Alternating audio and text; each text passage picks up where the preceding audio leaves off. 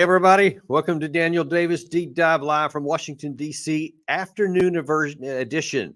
So we are coming back again. We have a friend of the show, Matthew Ho, on with us today, and we're going to be talking about some more of the issues that are going on in the Hamas war with Israel. Now, we talked earlier today about Benjamin Netanyahu and how his tenure is going to be is a little bit uncertain right now, and the implications that could have for the war, how he wants to view Gaza after the war.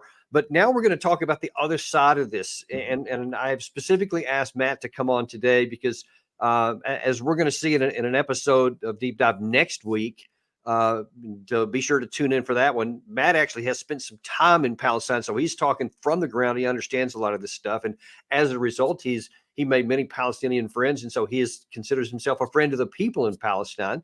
And he was in a Washington, D.C. protest, which we're going to show you some scenes from momentarily. But Matt is one of the great ones because he cares about people, not just Palestinian people, not just Israeli people, not just American people, not just Afghanistan, all people. He cares about everybody equally. And especially one of the reasons, but he and I both hate war is because it is indistinguished who gets hurt. And it's almost always people who don't even want war. And that's what we're going to talk about here. Too many times in the American media, the coverage that's been getting is the Palestinian people get short shrift. They don't even hardly get noticed. And the focus is partially understandable on the Israeli civilians that were slaughtered, and they deserve to be brought up because they were barbarically treated. And there's no asterisk on that one. But there is also an additional suffering and additional victims of this, which equally deserve some courage. And we're going to talk about some of that today. And that is the Gaza people. So first of all, I wanted to kind of, again, like we always do, set the stage a little bit. So Netanyahu is talking about how emphatically he is going to continue to prosecute this war. And a few days ago, he said this. שידעו שיש דבר אחד שאנחנו לא נעשה. לא תהיה הפסקת אש בלי החזרת חטופינו. שיוציאו את זה בכלל מהלקסיקון. אנחנו אומרים את זה גם לאויבינו וגם לידידינו. ואנחנו פשוט נמשיך עד שננצח אותם. אין לנו אלטרנטיבה. Yeah, so he said, we'll just keep carrying on no matter what. And of course, that means these bombings that you keep seeing on your television screens every day and wiping out entire sections of the Gaza City and elsewhere in the Strip. And he's not even going to entertain a ceasefire. And now then last night on ABC News, he came on to kind of give an update on what he thinks the war is going and how he's going to prosecute when he said this. Who should govern Gaza when this is over? Those who don't want to continue the way of Hamas, it certainly is not. I think Israel will, for an indefinite period, will have the overall security responsibility because we've seen what happens when we don't have it. When we don't have that security responsibility, what we have is the eruption of Hamas terror on a scale that we couldn't imagine. So you have the Israeli prime minister talking about how there's no compromise. We are not going to do a ceasefire. We're just going to keep firing every day. We're going to keep fighting until we win, which means, as he's defined, the destruction of Hamas, the annihilation of them as an entity and as individuals. They'll all either die or surrender in his terms. And as with his minister of defense has said the same thing. But the other side of that battle, now we're not looking at the other side of the victims. Now that's the other side of the fighters, and that is the Hamas. Their view is this. Dear sister, nations are not easily liberated. The Russians sacrificed 30 million people in World War II in order to liberate it from Hitler's attack. The Vietnamese sacrificed 3.5 million people until they defeated the Americans. Afghanistan sacrificed millions of martyrs to defeat the USSR and then the US. The Algerian people sacrificed 6 million martyrs over 130 years. The Palestinian people are just like any other nation. No nation is liberated without sacrifices. Okay, so now the first point, Matt, is, I should just go ahead and point it out. I don't know where he was filming that from, but it was obviously some luxury place not in the war zone. So it's real easy for him to talk confidently about how many millions they may have to sacrifice. But the bigger picture is what we want to paint here is that you have Netanyahu on the one hand saying, we're going to keep fighting. We're not going to stop until we destroy all the Hamas. And then you got the Hamas guys say, we're going to keep going, even if the Palestinians have to pay, in the millions, because that's what it takes to win some war. In between those two, you have the Palestinian people. Now, you had some experience at this before, and I wonder what your thoughts are just right off the top when you hear those two leaders badgering each other and the people in between. Paint us a picture for what it's like for them. Well, I think there's plenty of historical examples to pull from, but we also have to remember that both of these leaders represent theocratic movements, and they have historical impulses and a religious ideology that interweaves with that. So the idea that they are somehow continuing a millennia-long struggle is something that we can't dismiss or undercut, because that informs a lot of their popular support. And a lot of their popular support comes from the violence of the other side. I mean, so the resistance that you see from the Palestinians comes from the occupation and the oppression of Israelis. What the Israelis are doing, what motivates many of them, come from centuries-long oppression that the Jewish people have faced. As well, then too, what many will say is that the response following October 7th was a necessary one, because this is how we have to keep ourselves safe. Of course, when we go into those arguments, when you hear those arguments, question comes then is, well, how does it end? Basically you're talking about here some type of apocalyptic ending to this, some type of end of days type of thing, where the other side is fully not just subjugated, but eradicated, because in the rhetoric that we hear, that is the only solution, is the eradication of the other side. Right. Certainly Hamas no longer has it in their charter. They changed this in 2005, I believe, in their charter, but their original founding charter had the eradication of Israel. And certainly what you've heard from Israeli governments going back 70 some odd years is the eradication of Palestine, or eradication of Palestinians, some more forthrightly said than others. But you just had a member of the Knesset, one of Benjamin Netanyahu's party members, this weekend call for the erasure of the Palestinians. Let me ask you this, because there seems to be, there's definitely a shift has taken place in global public opinion. So all during the past summer, there was tremendous amounts of violence, and hundreds of Palestinians were killed by IDF or Israeli settlers. Lots of violence in the West Bank and in the Gaza Strip, and it was a big issue there. Israel itself had its own issues going on politically and diplomatically. Politically within its country about judicial reform, which some suggested that Netanyahu was trying to take dictatorial powers by getting rid of one of the branches or making it subservient to him, et cetera. So a lot of the focus was on that. But outside of the region, really even outside of Israel, there wasn't much focus on the Palestinian. The 227, I think, was the number that were actually killed over the summer. Mm-hmm. And other than just, you might hear that number, but it didn't spark anything. Nobody paid attention. This past weekend, we saw something that was unprecedented, to my knowledge, since 1948. And one of them right here in Washington, D.C., where there was hundreds of thousands of protesters that were pro-Palestinian. They were not pro-Hamas, they're pro-Palestinian. And I wonder, Matt, and we're going to keep showing a few of these, because this was literally all over the world. This wasn't just in the United States, but this is happening everywhere. And these are all, I believe all of these are that we have on the screen here, are from yesterday. You participated in the one in Washington. And I wonder if you can tell us a little bit about, first of all, how that protest went, what people were saying, and then generally, why do you think that it's all of a sudden people are paying a lot of attention in these numbers now?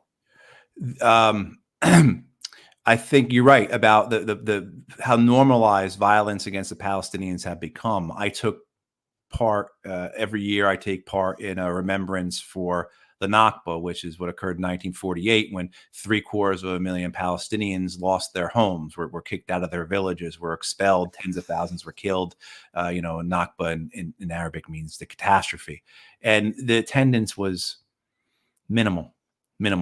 And then, of course, we've had here, other than North Carolina, we've had rallies and marches and vigils numbering in the thousands, in the last few weeks. And of course, this march in D.C. this past weekend. The estimates are 300,000, and I've never been a part of anything that big in my life. It was massive. The energy, I don't want to describe the energy as positive, because certainly that was not there's nothing positive about what's occurring, but the energy was dominated by a sense of solidarity.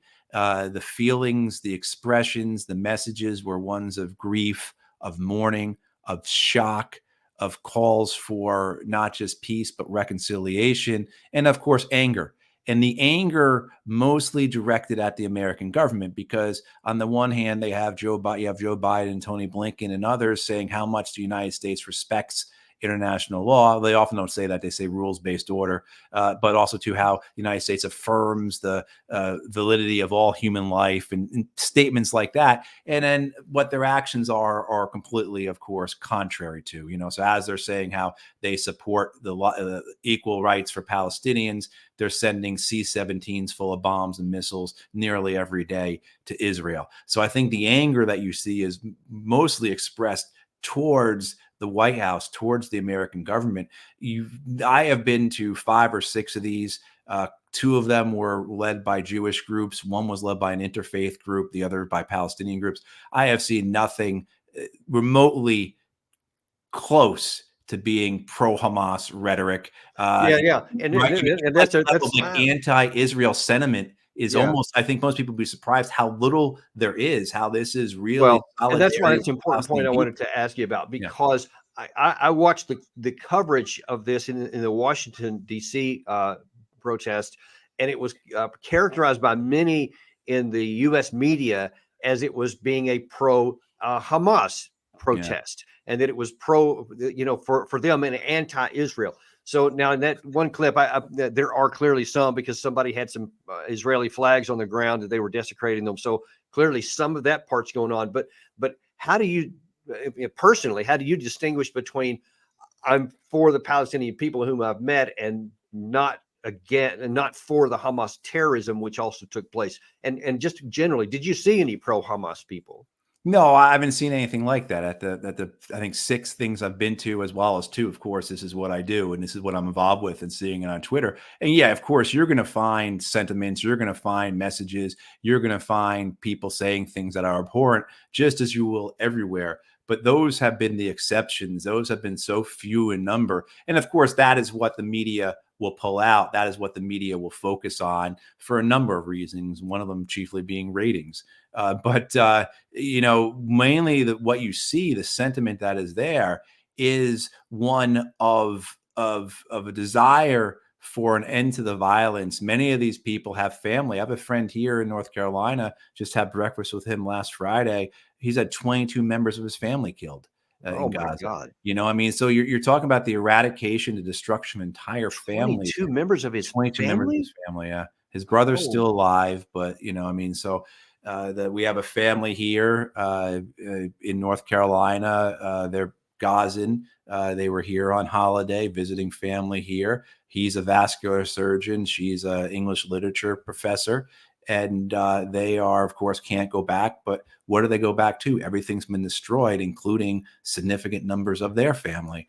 So I think the connections that people have, the emotions, so the grief, the shock, the horror, and then the anger at our own government. And so you see very little, as I said, even very little anti-Israel. Of course, you're going to see the banner with like the swastika instead of a Star of David on the Israeli flag. But that's 1 out of 200 placards you might see, right? It's kind of like if you got into any rally, any march, any event, you can find whatever you want to find, but the reality is the sentiment, but the anger and the need for action, and and what I also witnessed here was how diverse these. Yeah, I was actually going to ask you about that. Is it just Palestinian people, or is it just regular Americans too? It's people from all aspects of American society are there. And I think that's what's really concerning the White House and the Democrats, is because you're seeing Filipinos for Palestine. You're seeing,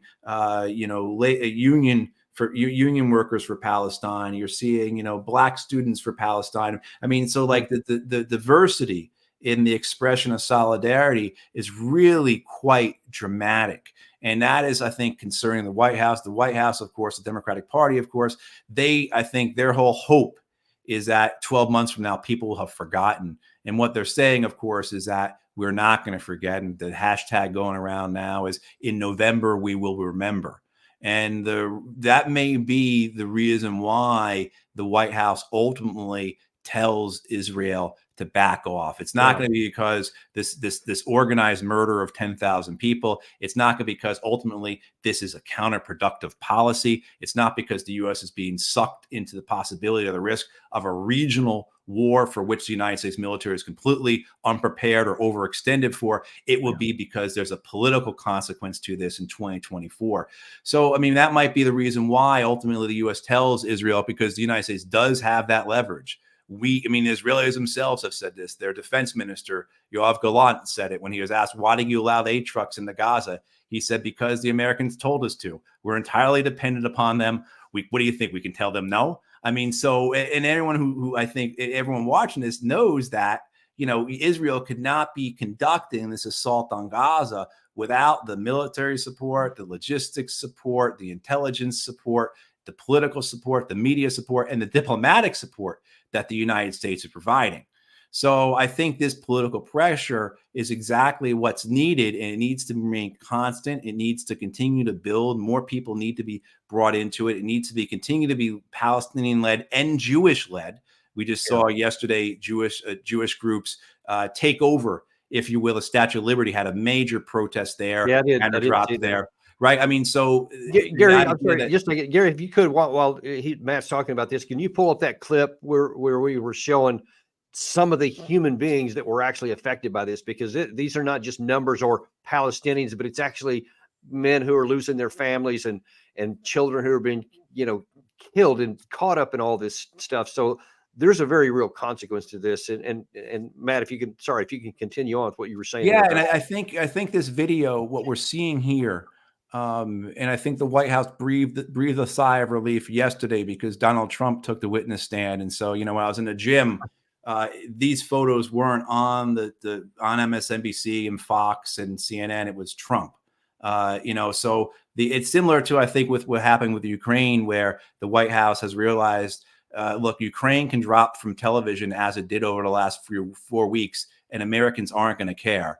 I think that's what they ultimately hope happens here in Israel, that it gets to a point where the coverage has diminished and people forget. But I just don't think it's possible. I think too many Americans have access to video, to images, to stories that don't come through the mainstream media any longer. Fewer and fewer Americans watch CNN, fewer and fewer Americans watch Fox and MSNBC. And so they're seeing this, and the comments they're hearing, I think particularly the old tropes that the Palestinians don't care about their people, or that whole thing of life is cheap for people who are brown, all these things that no one has seen video of a Palestinian mother or father who just shrugs off their dead child. Right. I think so the ability of people to put themselves in their shoes, and that then goes into the larger aspects of people saying this isn't going to work, regardless of the moral aspects of this. This isn't going to work. Because if I was Palestinian, what would I do? If they bombed and killed my family, I would have a blood vengeance against them forever. In the same way, too, that many Israelis feel that way. Yeah. And then to get to your point, when you showed that Hamas clip and we talked about Netanyahu's statements, so you have factions, both Israeli and Palestinian, that view the best thing politically for them is to perceive themselves as a Sparta, right? To perceive themselves as Fortress Israel, to perceive themselves as the only hope of the beleaguered and oppressed Palestinian people, right? So you have the machination, the cynicism of using this violence. So very often, I think it's appropriate to say things like Hamas needs Israel, Israel needs Hamas, or Netanyahu needs Hamas, right? Because what is in Netanyahu's case, as you were talking about, Danny, when he goes this summer, where it was like the Israelis are getting about 1 million people sometimes out on their streets protesting Netanyahu's government. They've only got 8 or 9 million people. I mean, that's unheard of. That's massive.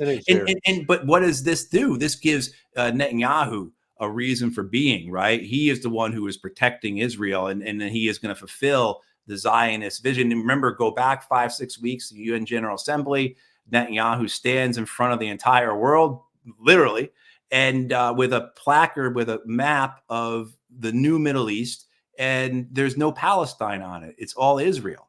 So this also plays into his visions of what things should be like. So here's the question. question. Though. That's where it's been up to this point, and so we saw what happened last weekend, and the war continues going on here with now both sides digging in deeper. Israel, so far, as we had on an earlier deep dive this morning, we were talking mainly about the military components of it, has now militarily basically surrounded and almost completely cut off Gaza City. Now then the hard part comes. So, we can see from there on that map there, that blue part, and I think has been closed by now. And they're moving, the Israeli Defense Forces moving down the coast on the left side of the map there where it's blue. And soon those are going to completely meet. Then they'll be completely surrounded. That's when the hard part starts, because now then you're talking about going in on the ground, and the casualties will continue to go up. The UN says that there's somewhere between 400,000 and 500,000 civilians that never were able to get out, that are still there right now. So if they don't have food and water, and that's been cut off because Israel won't let it through because it could, help Hamas and help them continue to fight. But what about those 300,000 or 500,000 people? And then you start close quarters. And Matt, you've been in combat zones. You've been in these places.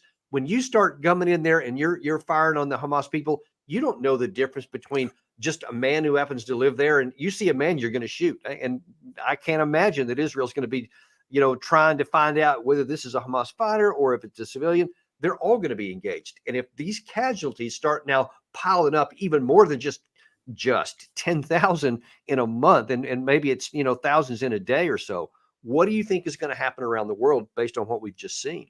Well, you're going to, the idea of Fortress Israel against the world, but with the United States backing it, which is biblical, right? In its description, right? So you have that, but you have I think there are very real long-term implications here. Of course, the most pressing is the ethnic cleansing of Gaza and the mass casualties, the organized murder that's occurring. What's going to happen, as you said, Danny, these people who are under siege? The Israelis will be in no rush. I can't imagine why they would be, to press into Gaza City. So they complete their encirculation. If they did it the way we kind of did it, they're going to break the city up into grid squares and methodically move through the city. I'm sorry, I have to interrupt because we have run out of time. I think both you and I have to go on to other shows right now. Cannot wait to get back into the next episode next week, because we have a lot more to talk about here.